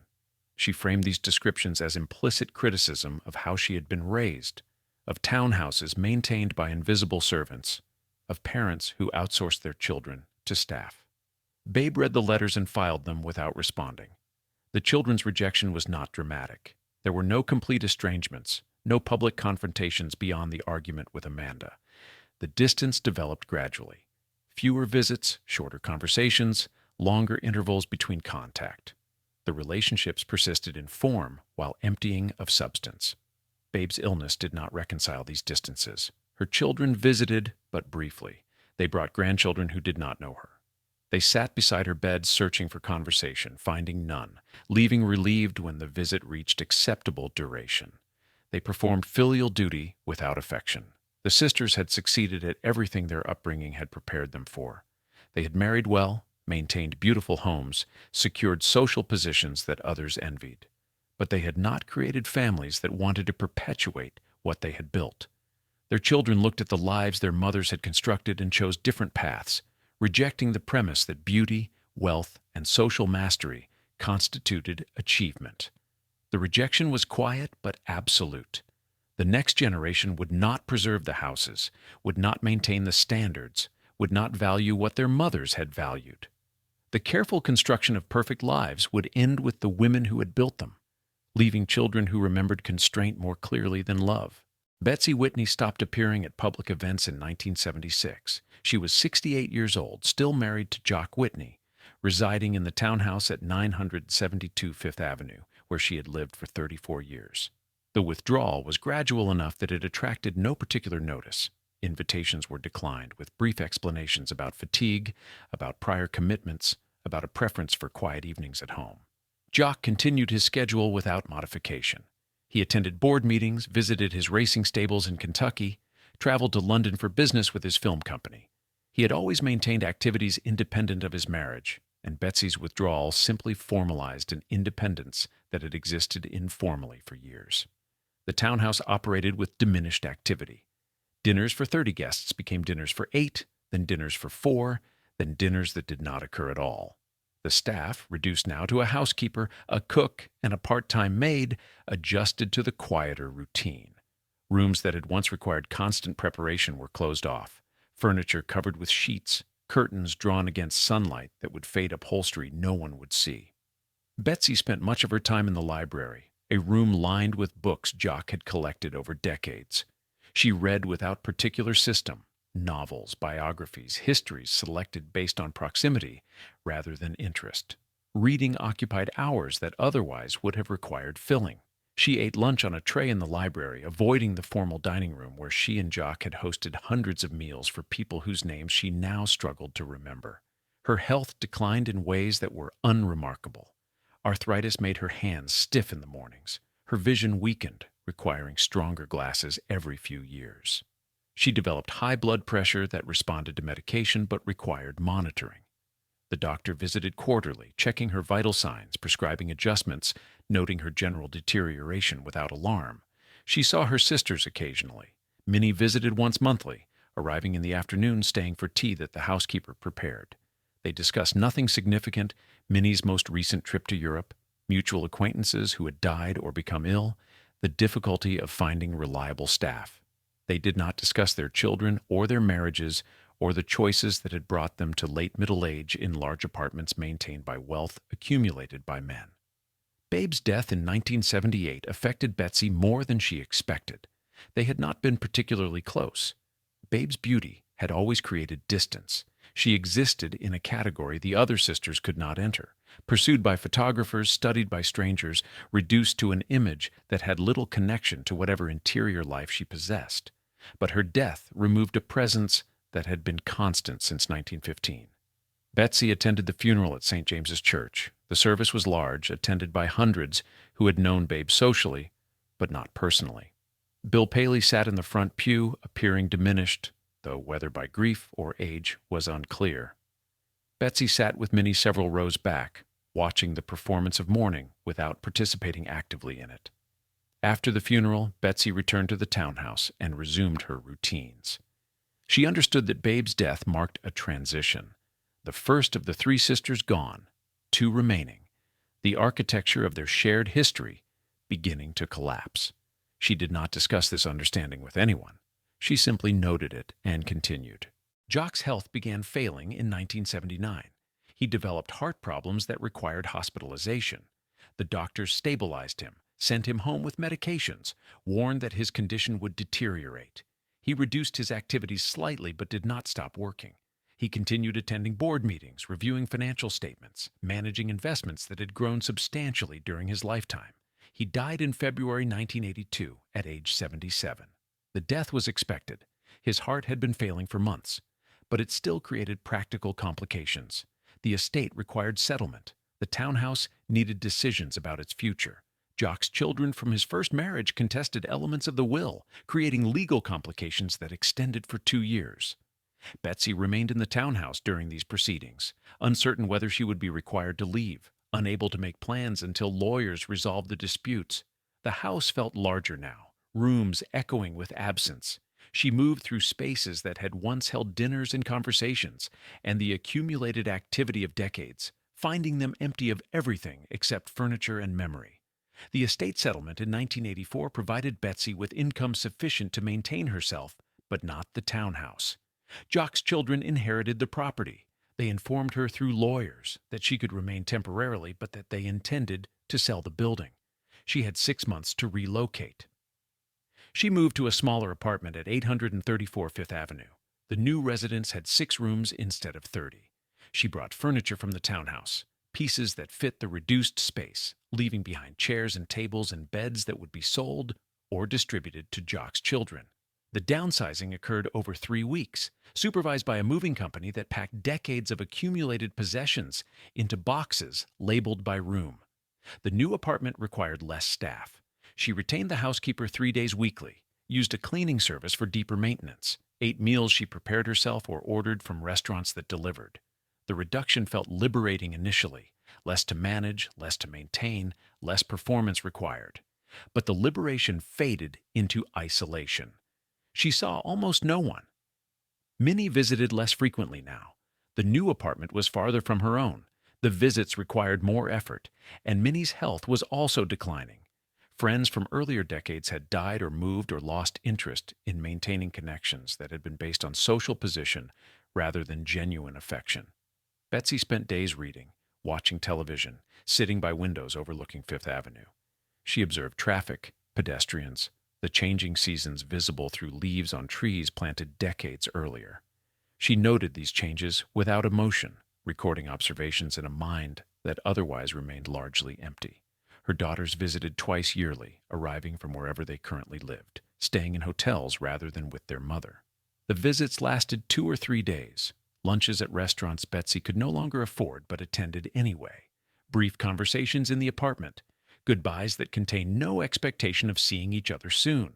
The relationships had ossified into obligation, performed without enthusiasm. Betsy understood by then that her life had been shaped by decisions made by others. Her father's ambitions, her husband's careers, her children's rejections. She had adapted to each situation with competence, but without asserting preferences of her own. She had been Dr. Harvey Cushing's daughter, then James Roosevelt's wife, then Jock Whitney's wife. Now she was an elderly woman, alone in an apartment, waiting for nothing in particular, supported by money earned by men who were dead. Babe Paley died on July 6, 1978, at her home in Kaluna Farm. She was 63 years old. The end had been slow, 4 years from diagnosis to death, the cancer spreading despite surgery and radiation, consuming her body incrementally. Mrs. Kelly had administered morphine every 3 hours during the final week. Babe had been unconscious for the last 2 days, breathing irregularly, her body completing processes it could no longer control. Bill Paley was present when she died, sitting in a chair beside the bed reading the Wall Street Journal. Mrs. Kelly noticed that Babe's breathing had stopped and informed him. He set down the newspaper, looked at his wife's body for several seconds, then left the room to make telephone calls. He contacted the funeral home first, then his lawyer, then his children. The arrangements proceeded according to plans established months earlier. The funeral at St. James's Episcopal Church was attended by 600 people. The crowd included network executives, socialites, fashion designers, people who had appeared in Babe's living room over 3 decades. They filled the pews wearing black, many of them crying, though their grief was difficult to categorize. Sorrow for Babe's death, or recognition of their own mortality, or performance of emotion expected at such events. The eulogies described Babe's beauty, her taste, her contribution to American style. They mentioned her charity work, her role as mother, her devotion to her family. They did not mention that she had spent 4 years dying painfully, that her husband had maintained his professional schedule throughout her illness, that her children had visited sporadically, that beauty had not protected her from cancer or loneliness, or the recognition that her life's primary achievement was appearing in photographs.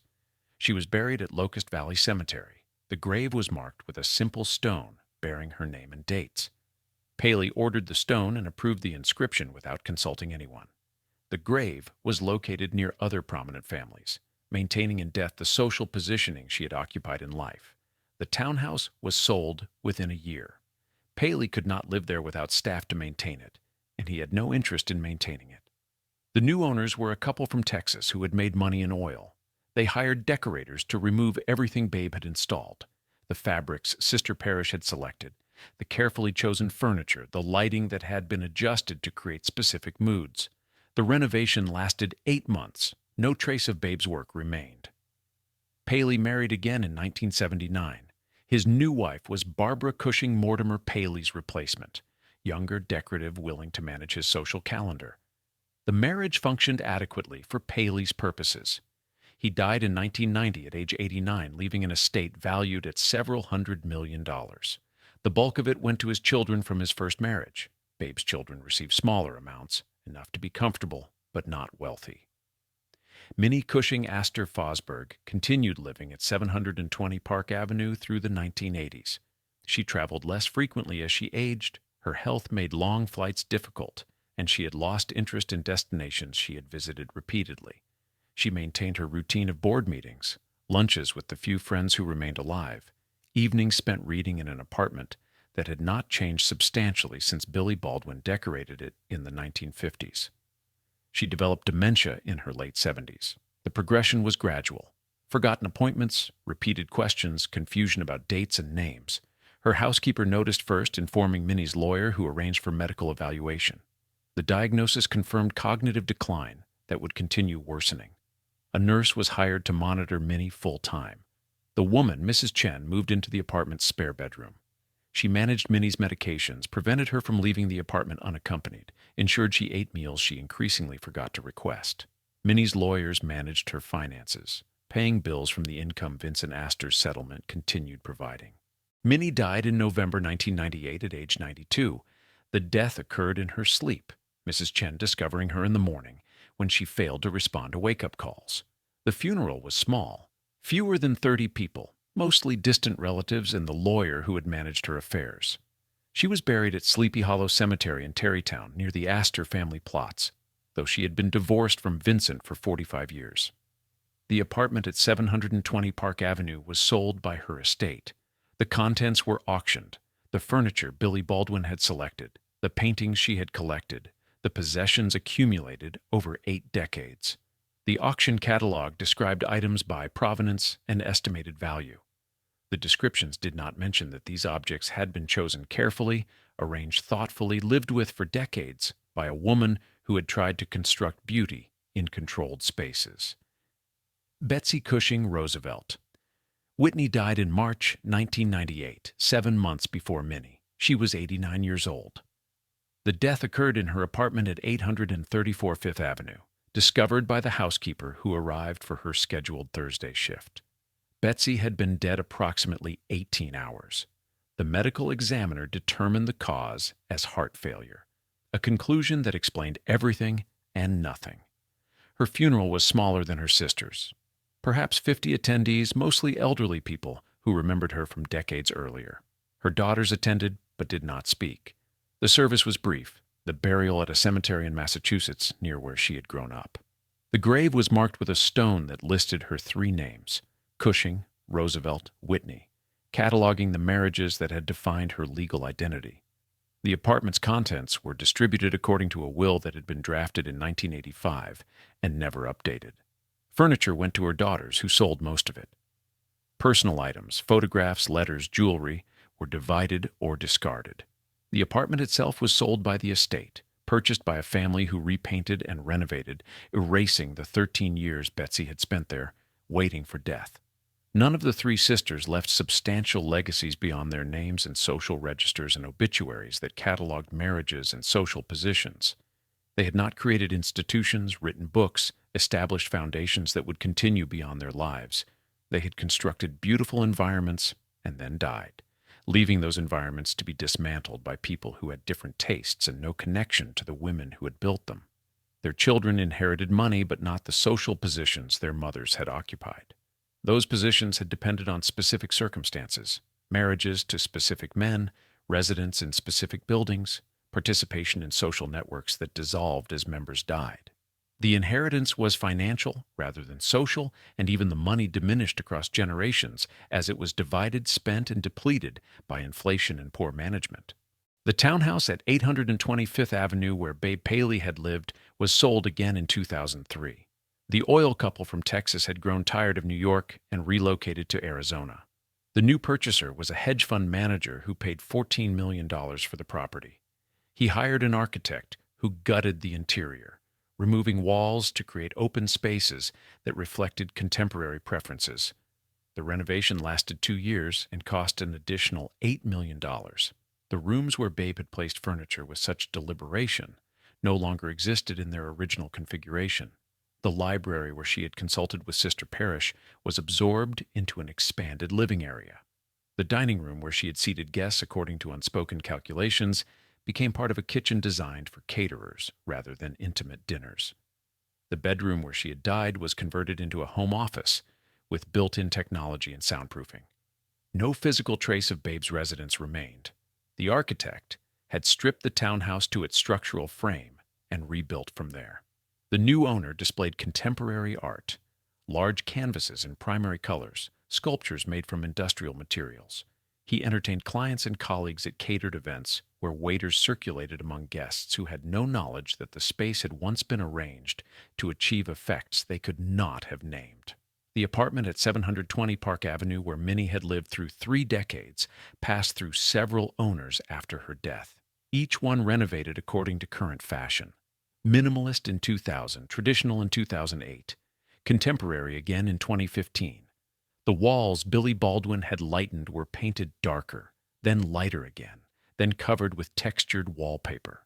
The rooms where Minnie had placed American paintings were filled with different art, different furniture, different people who had no connection to the woman who had occupied the space before them.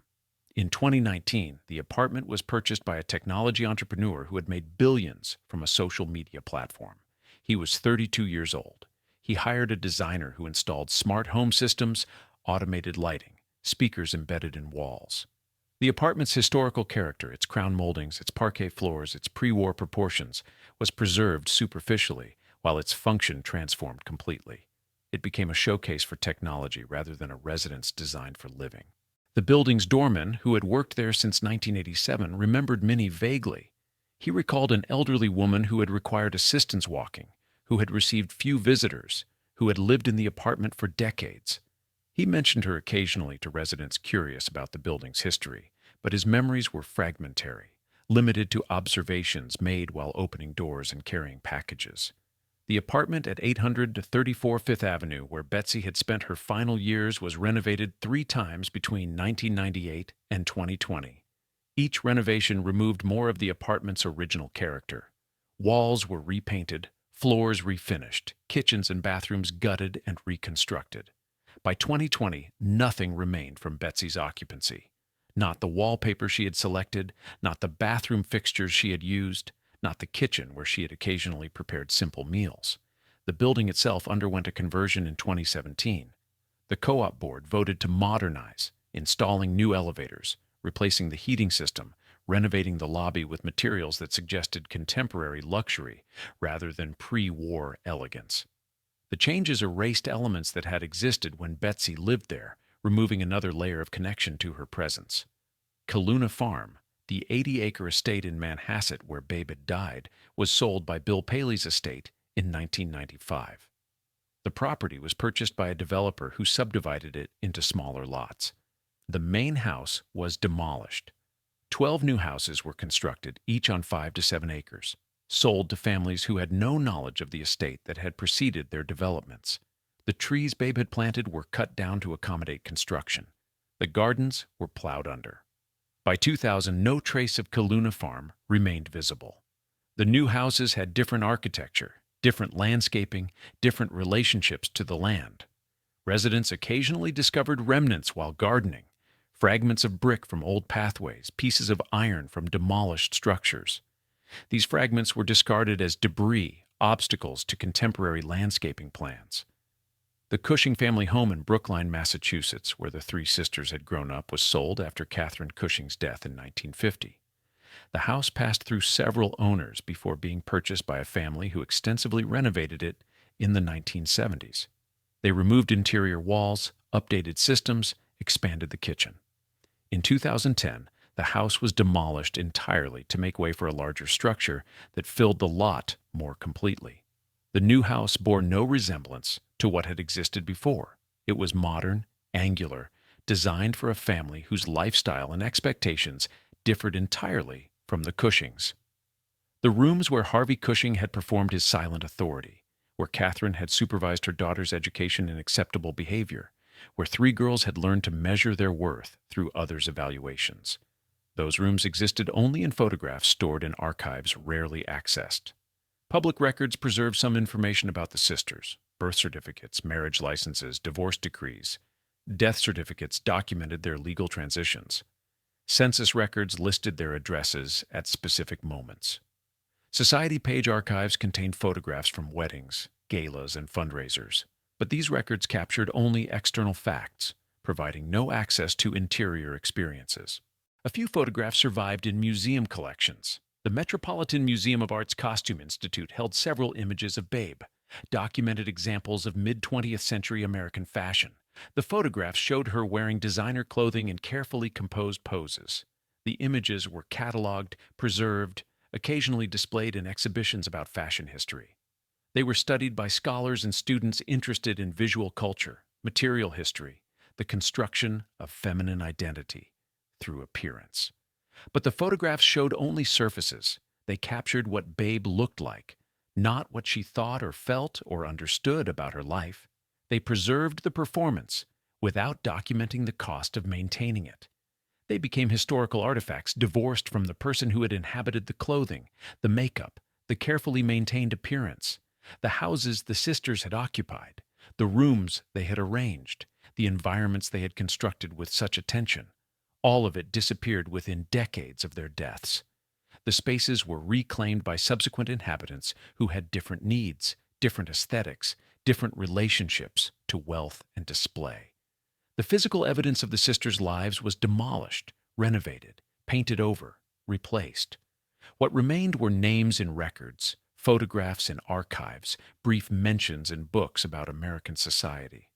The sisters existed as historical footnotes, examples of a particular moment in American wealth, representatives of a social class that had lost the centrality it once claimed. They were remembered, when remembered at all, as beautiful women who married prominent men, as figures who appeared in photographs wearing expensive clothing, as decorative elements in other people's stories. The houses forgot them completely. Stone and wood retained no memory. The spaces absorbed new occupants without acknowledging previous ones. The rooms where the sisters had lived their constrained, beautiful, ultimately empty lives were filled with different furniture, different people, different purposes. The architecture persisted while the lives it had contained dissolved into absence. The Cushing sisters left behind bank accounts, jewelry sold at auction, and photographs preserved in archives they never intended to create. Their names appear in genealogies, in society page records, in footnotes to other people's biographies. They are remembered as beautiful women who married wealthy men, as figures who set fashion trends, as hostesses who gave parties people wanted to attend. Whether they wanted the lives they constructed remains unknown. Their letters, when they exist, discuss dinner menus and travel plans. Their children's recollections focus on absence and formality. The women themselves left no journals, no memoirs, no statements of intention or regret.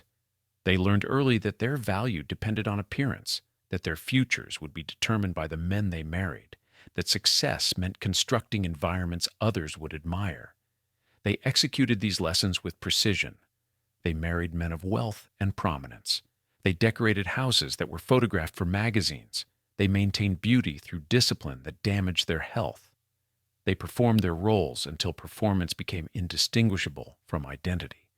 What they might have chosen differently, given different options, cannot be answered. They were born into systems that predated them and would continue after them. They adapted to those systems with competence. Whether adaptation constituted victory or surrender depends on definitions they never articulated. The houses were demolished or renovated beyond recognition. The marriages ended in divorce or death. The children established distance. The social positions that had seemed permanent dissolved as the networks that sustained them collapsed. The beauty faded. The wealth, divided and diminished across generations, lost the power it once commanded. Three sisters moved through the 20th century, occupying spaces prepared for them, performing roles assigned before they could question them, constructing lives that looked, from certain angles, like achievement. They died in sequence: Babe, then Betsy, then Minnie, leaving behind estates to be settled and possessions to be distributed. What they understood about their own lives, what they felt in private moments, what they might have said if asked directly whether the bargain had been worth its cost. These questions persist without answers, suspended in the silence the sisters maintained until the end.